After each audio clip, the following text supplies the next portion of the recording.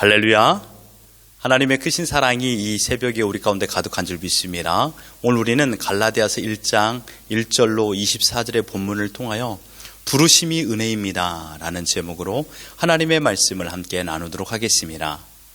오늘 본문은 바울이 이방인의 사도로 부름을 받은 것을 자서전적 개념으로 변호한 것입니다. 바울은 자신이 예수 그리스도의 복음을 받아들이기 전에 어떠한 자였는가를 13절에 말씀하고 있습니다. 13절에 내가 이전에 유대교에 있을 때 행한 일을 너희가 들었거니와 하나님의 교회를 심히 박해하여 멸하였다라고 했습니다. 바울은 바리새적 유대교의 신념을 신앙한 자였습니다. 그래서 선민주의 우월성을 가지고 있었고 그에 대하여 초기 기독교의 배타적인 성향이 매우 강한 자였습니다. 그래서 내가 이전에 유대교에 있을 때 행한 일이라고 말했습니다. 나는 교회에 대하여 박해하고 멸한 사람이다 이것입니다. 그것도 아주 심히 박해하고 멸했다라고 했습니다. 여기에서 멸했다라는 말은요, 전쟁과 관련된 용어로 파괴하다라는 뜻입니다. 과거 회심 전 바울은 마치 전쟁터에서 적군을 죽이며 상대의 진영을 파괴하였던 군인처럼 그리스도인들과 교회를 박해하는 일에 앞장섰던 자였습니다. 정확히 표현하며 박해하는 것을 뛰어넘어 교회를 파괴할 목적으로 기독교인들을 심히 핍박하였던 것입니다. 왜 바울이 그토록 열정적으로 교회를 핍박하고 파괴하려 했던 이유가 무엇일까요? 대략 두 가지로 생각해 볼 수 있는데, 첫 번째로는 바울은 기독교인들은 율법을 버린 배교자들로 생각했기 때문입니다. 스데반 집사를 죽일 때 당시 상황을 기록한 사도행전 6장을 보면요, 11절에 사람들을 매수하여 말하게 하되 이 사람이, 여기서 이 사람은 스데반 집사를 말하죠. 이 사람이 모세와 하나님을 모독하는 말을 하는 것을 우리가 들었노라 하게 하고 돈을 주고 매수하여서라도 거짓 증인을 세워서 스데반을 죄인 만들었던 것입니다. 13절에도 거짓 증인들을 세우니 이르되 이 사람이 이 거룩한 곳과 율법을 거슬러 말하기를 맞이 아니하는도다. 유대인들은 아직도 성전과 율법 중심으로 신앙생활했던 자들이었습니다. 그런데 수적 세력이 많아진 기독교인들이 자신들을 누구라고 말하고 있습니까? 대부분 자신들과 함께 유대주의적 열심이 있었던 자들이었습니다. 그런데 어느 날 갑자기 그 생명처럼 여겼던 율법을 버려버린 것입니다. 그리고 기독교인이 되어서 예수 그리스도를 믿는다라고 말하고 있습니다. 유대인들의 시각으로 본다라면 이들은 신앙의 변절자인 것이죠. 두 번째 이유는 기독교 이전, 예수 그리스도 십자가에 달려 죽기 이전에 십자가에 못 박힌 자는 하나님의 저주를 받은 자로 취급하였습니다. 그러니 십자가에 달린 예수는 하나님의 저주를 받은 존재이지 우리가 믿고 우리가 주로 여길 대상이 아니라고 생각했기 때문입니다. 그래서 유대주의적 입장이 있었던 바울은 십자가에 못 박힌 예수를 메시아로 선포하는 기독교 메시지는 틀렸다라고 판단했습니다. 그러나 그에게 변화가 있었죠. 15절을 보십시오. 그러나 내 어머니의 태로부터 나를 택정하시고 그의 은혜로 나를 부르신 이가 라고 말했습니다. 15절은 바울이 어떻게 이방인의 사도가 되었는지를 설명하고 있습니다. 바울이 그리스도의 교회를 핍박하던 과거를 떠나 지금 이렇게 복음을 증거하는 이방인의 사도가 된 것은 어떠한 인간적인 가르침이나 깨달음이 아니라 철저하게 다메섹 도상에서 부활하신 그리스도께서 바울에게 나타나시고 그를 부르셨기 때문에 되어진 것이라고 설명하고 있습니다. 심지어 바울이 하나님의 택함을 받은 것은 어머니의 태로부터라고 말했습니다. 어머니의 태로부터라는 말은 하나님의 선택이 바울이 자신이 미처 알지 못할 적에, 심지어 자신이 태어나기도 전에 이루어진 신비한 일이며 불변적인 것임을 보여주고 있는 것입니다. 바울을 구별하는 하나님의 선택은 갑자기 어느 날 충동적으로 이루어진 것이 아니라 영원 전부터 결정된 하나님의 위대한 계획입니다. 앞선 4절에서도 우리를 구원하기 위하여 예수 그리스도께서 십자가에 달려 죽은 것은 하나님 곧 우리 아버지의 뜻이라고 말했습니다. 곧 하나님의 창세 전의 작정이었음을 말씀한 것과 동일한 의미입니다. 여기에서 바울은 자신은 부름을 받았다라고 표현했습니다. 여러분, 부르심이란 단어가 함축하고 있는 것이 얼마나 많습니까? 바울이 십자가에 못 박힌 예수를 메시아로 믿게 된 것이 결코 자신의 결정이 아니라 하나님의 영원한 계획의 결과라는 것입니다. 하나님의 부르심은 하나님의 은혜로 말미암은 것입니다. 바울에게 주신 하나님의 은혜인 것입니다. 이것을 바울은 항상 이렇게 표현했습니다. 내게 주신 은혜. 내게 주신 은혜. 15절에도 고백한 것처럼 갈라디아서 2장 9절에서도 또 기둥같이 여기는 야고보와 게바와 요한도 내게 주신 은혜를 알므로라고 말했습니다. 하나님께서 바울에게 주신 은혜는 16절에 그의 아들, 여기서 그의 아들은 하나님의 아들 예수 그리스도를 말하죠. 그의 아들을 이방에 전하기 위하여 그를 내 속에 나타내시기를 기뻐하셨을 때 내가 곧 혈육과 의논하지 아니하고 라고 했습니다. 하나님의 계획입니다. 그런데 그 계획이 너무도 하나님에게 기쁜 계획이었습니다. 하나님께서 바울에게 주신 은혜는 예수 그리스도를 이방인들에게 증거하는 것이었죠. 이것이 하나님의 기쁨이 되었던 것입니다.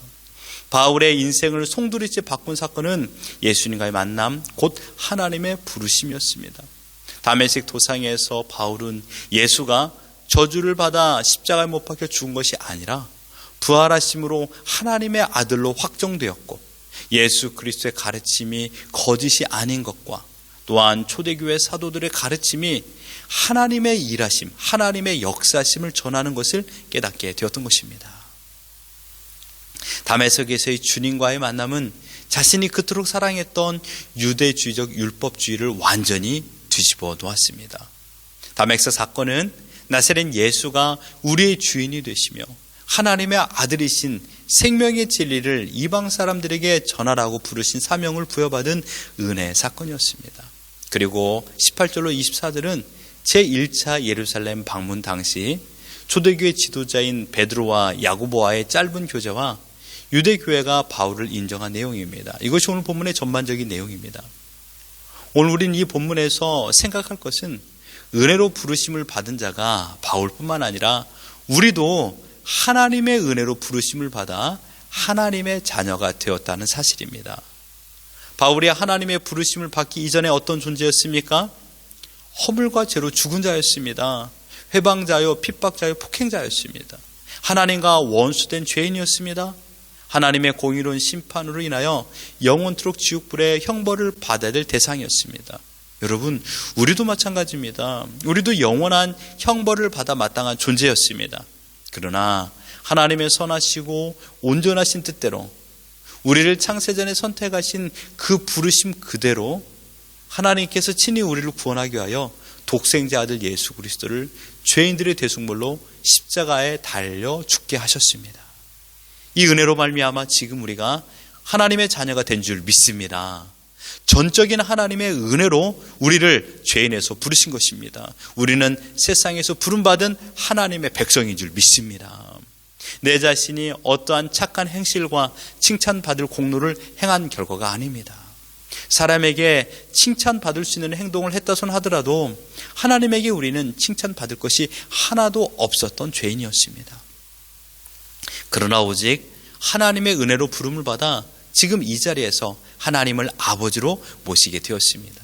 사랑하는 성도 여러분, 우리는 하나님의 자녀로 부름을 받았습니다. 그런데 여러분, 그것이 끝이 아닙니다. 우리는 각자의 위치에서 하나님을 섬기는 자로 부르심을 받았습니다. 바울은 이방인의 사도로 부름을 받아 이방 땅에서 복음을 증거하는 위대한 일을 감당하였던 것입니다. 우리도 마찬가지입니다. 우리도 하나님의 자녀로 부르심을 받아 하나님의 자녀가 되었고 각자의 위치에서 하나님께 영광을 돌리기 위하여 부르심을 받은 것입니다. 부르심이라고 하면 사람들을 대부분 이렇게 생각합니다. 특별한 목회자나 사역자만 지칭하는 것이다 라고 생각하는데, 여러분, 하나님의 부르심에는요 덜 중요하고 더 중요한 것이 없습니다. 모두가 하나님께서 창세전에 계획하신 대로 하나님의 때에 우리를 불러 이 자리에 세워주신 것입니다. 그리고 지금의 상황을 하나님께서 허락하셨습니다. 그러므로 지금 여러분이 서 있는 그곳이 여러분의 사역지입니다. 남편으로, 아내로, 아버지로, 어머니로, 자녀로, 학생으로, 직장에서 사장으로, 직원으로, 교회에서 목사로, 집사로 이 모양 저 모양으로 하나님께서 부르셨습니다. 각자 위치에서 부르신 그대로 하나님을 기쁘시게 해드리는 것은 우리의 사명이요 모두 동일하게 부여받은 것입니다.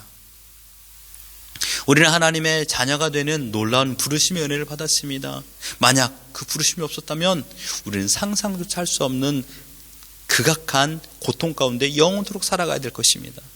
그러나 하나님께서 우리를 불러주셔서 영원토록 기쁨의 처소로 우리를 인도하여 주실 줄 믿습니다. 또한 지금도 불러주셨기 때문에 하나님께서 우리의 인생을 책임져 주시고 인도하여 주십니다.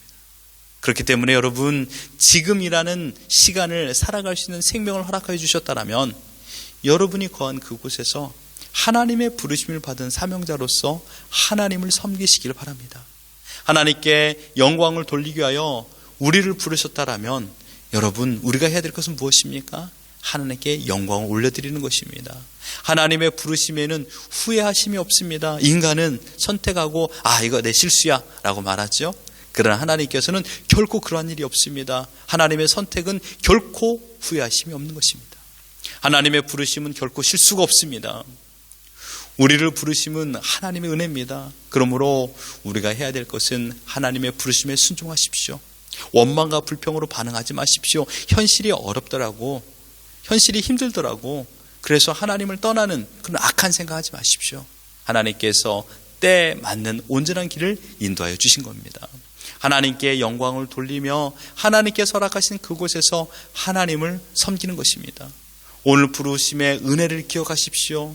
구원의 감격 가운데 지금 서 있는 그곳에서 오직 하나님을 기쁘시게 해드리는 온전한 삶을 살아가는 우리 모두가 되기를 주님의 이름으로 축원합니다.